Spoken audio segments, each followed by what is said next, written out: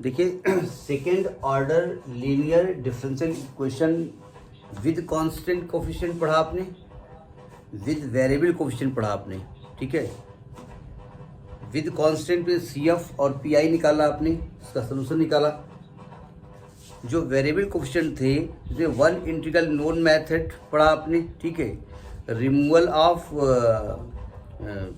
आप डेरिवेटिव पढ़ा आपने, डिपेंडेंट इंडिपेंडेंट पढ़ा, फिर नॉर्मल फॉर्म, इस प्रकार से आपने पढ़ा, ठीक है। आज हम बात करेंगे डिफरेंशियल इक्वेशन को सॉल्व करने का एक और method of variation of parameter. देखिए वो मेथड लिख करके आता है कि आप इसको इस मेथड से सॉल्व करिए, ठीक है। तो हम पहले इसका वर्किंग रूल पढ़ाएंगे, ठीक है, कि भाई किस प्रकार से इसे सॉल्व किया जाता है। इसका एक पैटर्न होता है ना, जैसे घर में कोई चीज़ बनती है, कोई डिश बनती है, उसका एक पैटर्न होता है, ठीक है। मतलब वो पैटर्न चेंज करोगे तो डिश चेंज हो जाएगी, ठीक है। तो इसका वर्किंग रूल पहले समझ लीजिएगा, फिर एक एग्जांपल डिस्कस कर लेते हैं। वर्किंग रूल देखते हैं। वर्किंग रूल विजिबिलिटी ठीक है ना।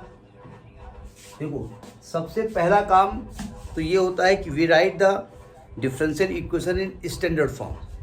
सबसे पहला काम क्या करेंगे, write differential equation in standard form. सबसे पहला काम तो होता है कि डिफरेंशियल इक्वेशन को स्टैंडर्ड फॉर्म में लिखते हैं। जनरली स्टैंडर्ड फॉर्म में ही इक्वेशन लिखी होती है, ठीक है। लेकिन स्टैंडर्ड फॉर्म होती क्या है, इस प्रकार से होती है ना, d2y dx square plus p is the function of x, है ना। हम px नहीं लिख रहे हैं, मतलब हम p के ब्रैकेट में x नहीं बना रहे हैं, मतलब p x का फंक्शन है। p dy dx plus q y is equal to r, ये हो गया स्टैंडर्ड फॉर्म। अब आप कहेंगे इसी फॉर्म में तो इक्वेशन होती ही है, ये काहे का स्टैंडर्ड फॉर्म थी, राइटिंग क्यों लिखा आपने। देखिए कभी कभी क्या होता है, ये जो डबल डेरिवेटिव होता है ना, इसके साथ भी ये दे देते हैं कोई कोफिशिएंट। जैसे यहाँ पर x दे दिया तो उस x से डिवाइड करना पड़ेगा, यानी d2y dx स्क्वायर के साथ कोई भी कोफिशिएंट नहीं होना चाहिए। बात समझ में आ गई। इसके बाद क्या करेंगे, दूसरा मेथड, ये दूसरा स्टेप ये दिखाएंगे, we take r is equal to 0, r को 0 ले लेते हैं। तो क्या मैं कह सकता हूँ, अगर r को 0 ले लेते हैं तो ये होमोजीनियस डिफरेंशियल इक्वेशन कहलाती है, ठीक है। तो इसका मतलब अगर r को 0 ले लेते हैं तो इक्वेशन 1 अगर ये है तो इक्वेशन 1 क्या हो जाती है, इक्वेशन 1 बिकम्स क्या हो जाएगा, d2y dx square plus p dy dx plus q y is equal to 0, ये फॉर्म हो जाता है, ये इक्वेशन नंबर 2 हो जाता है ना। इसके बाद इस इक्वेशन को किसी भी मेथड से सॉल्व करना है, वो चाहे आप मेथड लगाएं वन इंटीग्रल नोन मेथड, याद है ना आपको, या आप चिंता मत करिए वो मेथड लगाएंगे नहीं, हम मेथड अलग से बताया जाएगा। वन इंटीग्रल नोन मेथड, या आप जो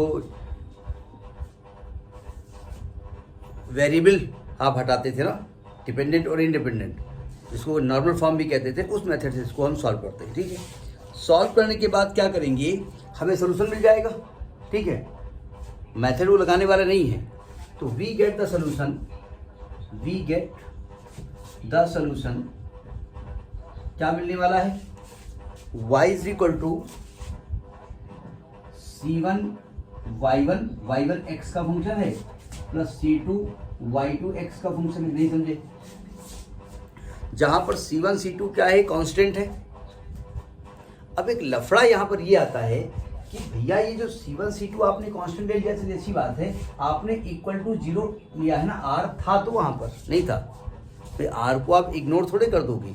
तो हम इसके बाद करेंगे क्या, हम रिप्लेस करेंगे c1 को v1 से रिप्लेस करेंगे। v1 किसका फंक्शन होगा, x का फंक्शन होगा, मतलब कांस्टेंट नहीं होगा।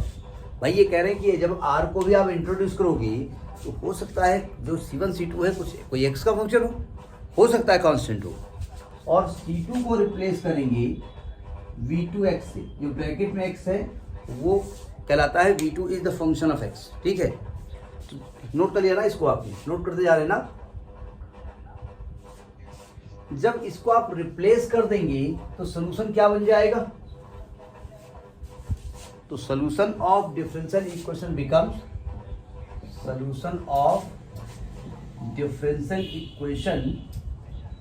Becomes y is equal to c1 v1 sorry c1 v1 v1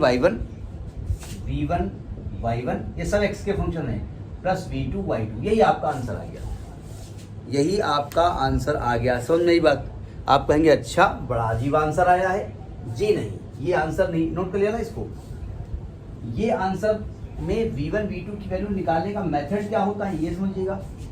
तो इसके पहले हम करते क्या हैं, इसके लिए y1 y2 का रॉन्स्किन निकालते हैं, y1 y2 का रॉन्स्किन निकालते हैं। ठीक है, कहीं कहीं पर रॉन्स्किन वर्ड लिखा नहीं होता है, डायरेक्ट वैल्यू लिख देते हैं।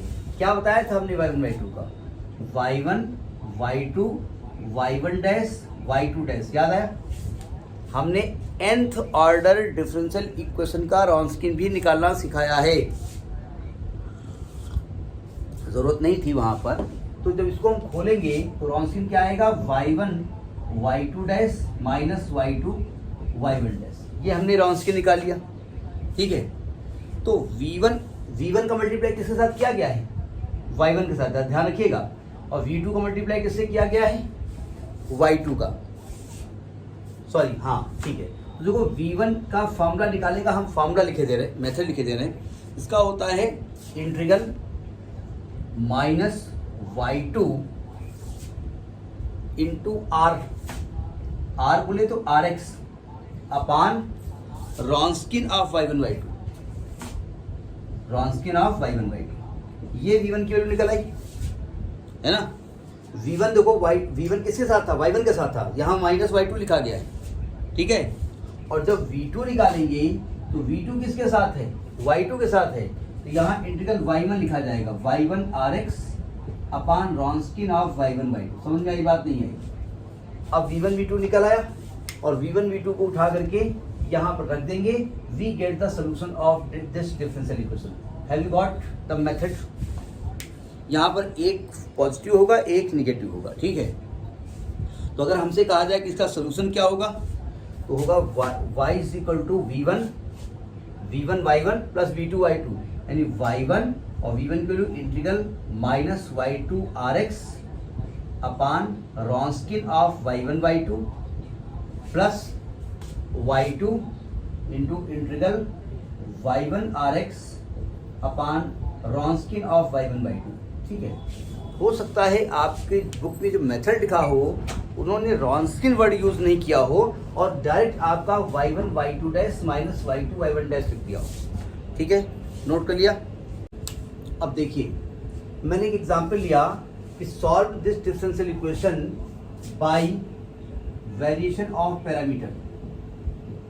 वेरिएशन ऑफ पैरामीटर ये लिख करके आता है कि किस मेथड से आप सॉल्व करेंगे। ठीक है, कैसे सॉल्व करते हैं? सबसे पहले हमारी जो डिफरेंशियल इक्वेशन है उसके करस्पॉन्डिंग हम होमोजीनियस इक्वेशन लिखते हैं। यानी होमोजीनियस का मतलब जो राइट हैंड साइड में r होता है उसको जीरो करेंगे। तो या तो लिख दो equating r is equal to zero, compare करोगे ना यहाँ पर। तो यहाँ कंपेयर करेंगे तो हियर यानी अगर हम कंपेयर करें, comparing with standard equation, with standard equation of second order, तो क्या मैं कह सकता हूँ कि पी की वैल्यू यहाँ पर -1 है, क्यू की वैल्यू यहाँ पर -6 है और आर की वैल्यू यहाँ पर e⁻x है। ठीक है, फिर क्या करेंगे? या तो हम लिखेंगे taking r is equal to 0 या the corresponding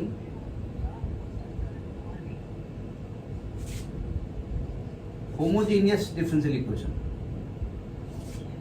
homogeneous equation, homogeneous में हमने क्या बताया था कि जो राइट हैंड साइड का r होता है उसको 0 कर देते हैं। तो ये हो जाएगा y double dash minus y dash minus 6y बराबर 0। समझ में बात आई? अब हमने क्या कहा था कि ये जो इक्वेशन है इसे सॉल्व करना है। इसे सॉल्व करने के लिए आप कोई भी मेथड लगा दें। अगर ध्यान से देखो, ये आपका second order linear differential equation with constant coefficient है। ये विद वेरिएबल कोफिशिएंट भी हो सकता था। विद वेरिएबल कोफिशिएंट अगर होगा तो उसका मेथड सॉल्व करने का चेंज हो जाएगा। वन इंटीग्रल नोन मेथड इस प्रकार से भी लगा सकते थे, है ना। तो अब इसको हम कैसे लिखेंगे, ये आप लिखेंगे it is second order linear differential equation with constant coefficient. ठीक है, अब क्या करेंगे, इसको लिख सकते हैं D square minus D minus 6 Y बराबर 0। अब क्या करते थे, इसे आपने पढ़ा होगा, हम यहाँ पर एक ऑक्सिलरी क्वेश्चन बनाते थे, M square minus M minus 6 बराबर 0। अब इसका फैक्टर करेंगे और m की वैल्यू निकालेंगे तो आएगा एम स्क्वायर 6 के ऐसे टुकड़े जिनका डिफरेंस 1 हो, हम जानते हैं माइनस का 3m प्लस का 2m माइनस का 6 बराबर 0। यहाँ से m कॉमन, यहाँ m माइनस 3 आएगा, यहाँ से प्लस 2 कॉमन, यहाँ m माइनस 3 आएगा, यहाँ से m माइनस 3 कॉमन, यहाँ से m माइनस 1m प्लस 2 बराबर 0। तो m की वैल्यू आपकी -2 और 3 आ गई। अब बताइए, जो आप सॉल्यूशन निकालेंगे इस डिफरेंशियल इक्वेशन का जो होमोजीनियस है, ये कॉम्प्लीमेंट्री फंक्शन भी होगा और ये क्या होगा, यही CF होगा। तो आप कहेंगे तो जनरल सोल्यूशन जो आएगा जिसको कि आप CF कह सकते हो, क्या होगा, y equal to C1 e to power -2x plus C2 e to power 3x। और आपने जो मेथड लिखा है वो इसको क्वेश्चन में फिलहाल 2 डाल दीजिए, उसको आपने ये लिखा ना C1 y1 plus C2 y2, यही लिखा है ना। तो y1 यहाँ पर क्या है, y1 यहाँ पर है e to power -2x और y2 यहाँ पर क्या है e to power 3x।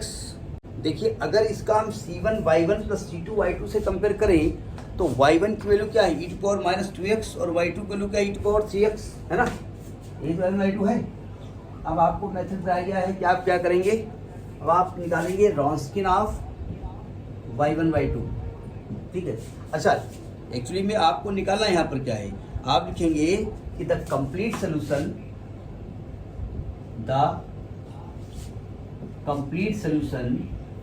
Of differential equation 1 y equal to क्या है v1 y1 plus v2 y2, है ना। ये क्वेश्चन नंबर इसको स्टार डाल नहीं रखना है आपको। भाई हमने क्या कहा, हमने तो आपको कहा वो linear differential equation with constant coefficient था ना, तो उसमें आपने r को 0 कर दिया था, आपने राइट हैंड साइड इग्नोर कर दिया था। वो इग्नोर आपने कर दिया ना, ऐसा थोड़ी लिखा था कि उसको आप नहीं लेंगे। तो ये कह रहे हैं कि हो सकता है कि आपका जो कांस्टेंट है C1 C2 वो v1 v2 हो, यानी x का फंक्शन हो। तो अब v1 v2 निकालने के लिए हमने क्या कहा था, पहले y1 y2 का रॉन्स्किन निकालते हैं, क्या होता है y1 y2 y1 dash y2 dash. अब या तो इसको खोल लीजिए या बाद में इसको खोलिए, तो पहले सॉल्व कर लीजिए।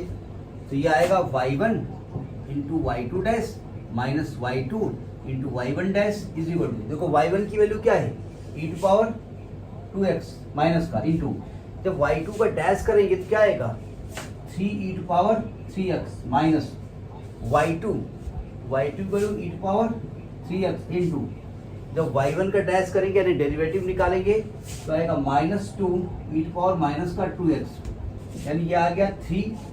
देखो e की पावर में बेस इक्वल है तो पावर ऐड हो जाएंगी, तो आएगा 3 e to power x minus plus 2 e to power x यानी 5 e to power x।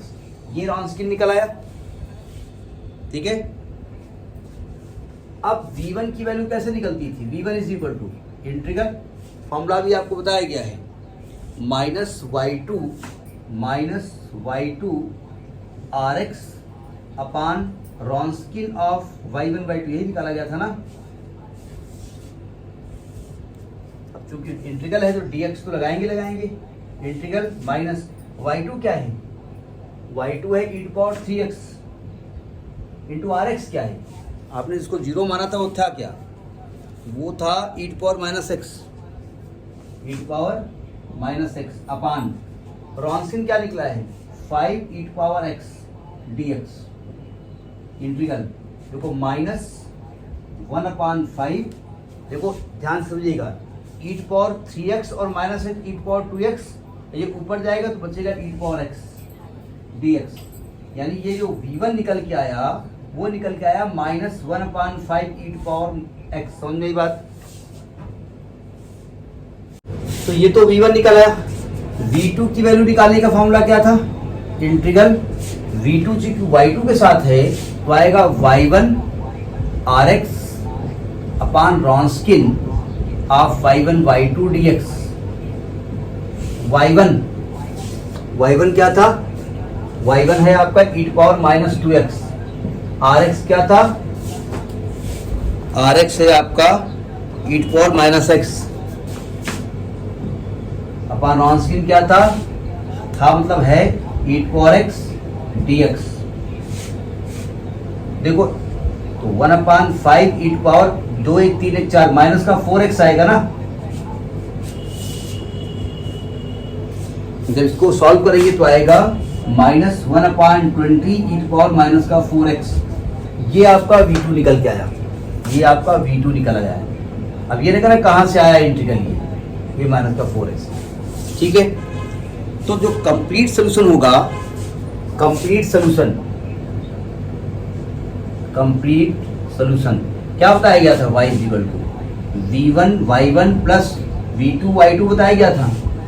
v1 बोले तो -1/5 e power x into y1 बोले तो e पावर माइनस का 2x plus v2 -1/20 e power minus का 4x और y2 बोले तो e पावर 3x। तो इसको सॉल्व करेंगे तो y इज इक्वल टू आएगा आपका -1/5 e पावर x और e पावर माइनस का 2x, तो आएगा e पावर -x और -1/20 e पावर -x। अब चूंकि ये फिर कैलकुलेट हो जाएंगे, ठीक है, इसको जब कैलकुलेट करेंगे तो 20 एलसीएम लेंगे आप, तो आएगा माइनस का 5 24 माइनस का 1 e पावर -x, तो माइनस का 5/20 e पावर -x यानी -1/4 e पावर -x। ये आपका सोल्यूशन है। ठीक है, तो ये तरीका होता है वेरिएशन ऑफ पैरामीटर से किसी भी differential equation of second order को सॉल्व करने का तरीका। समझ में आई बात?